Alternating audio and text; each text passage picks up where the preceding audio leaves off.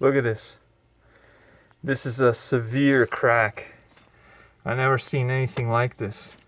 So the water has been coming through here, and I was wondering what's going on here. And all I could ever see is water weeping down here. Always.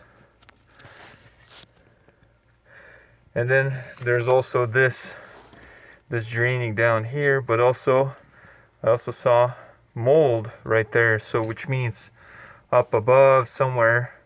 And keep in mind, this is a 30 inch long distance from the faucet down to this point. So if this is from the visible side, I wonder what is happening behind the walls. So I almost want to abandon this whole thing and just have another cut and tie point 30 inches away directly underneath the sink instead of offset like this. Oh my gosh, this is crazy. Look at that.